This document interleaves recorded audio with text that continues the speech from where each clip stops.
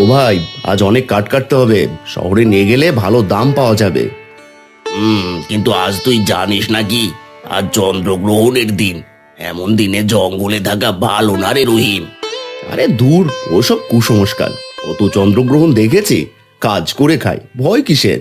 রহিমের কণ্ঠে আত্মবিশ্বাস, কিন্তু আব্দুলের চোখে লেগে আছে এক অদ্ভুত ভয়।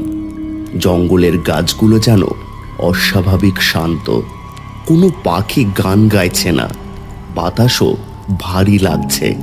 তুই শুনেছিস না, রাতে ওই জঙ্গলের গাছ নাকি জেগে ওঠে, আর তারা মানুষকে ধরে ফেলে, গাছের শিকড়ে জড়িয়ে ফেলে নাকি। মানুষ মরে ভয়ে আব্দুল, আমি আল্লাহর নাম নিয়ে কাজ করি, কিছুই হবে না দেখবি।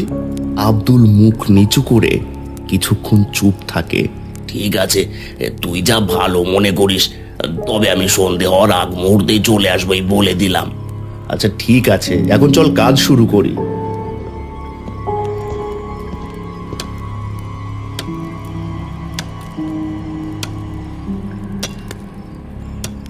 রহিম, অনেক সময় গেছে, একটু পরে সন্ধ্যা নেমে রাত হয়ে যাবে।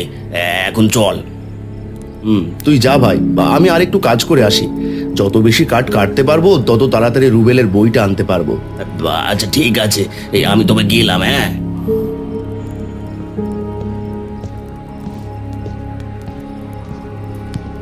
এভাবেই দুই বন্ধুর পথ আলাদা হলো।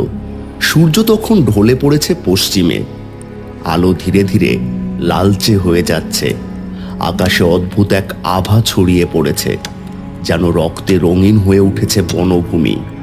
সময় কেটে যায়, কিন্তু রহিমের থামার নাম নেই। জঙ্গলের বাতাস ভারী হয়ে আসে, পাখিরা উড়ে যায়, আলো ধীরে ধীরে নিভে আসে। কেমন অন্ধকার নামছে আজ, সূর্যও যেন হঠাৎ হারিয়ে গেল। আব্দুল ঠিকই বলেছিল, আর চন্দ্রগ্রহণ।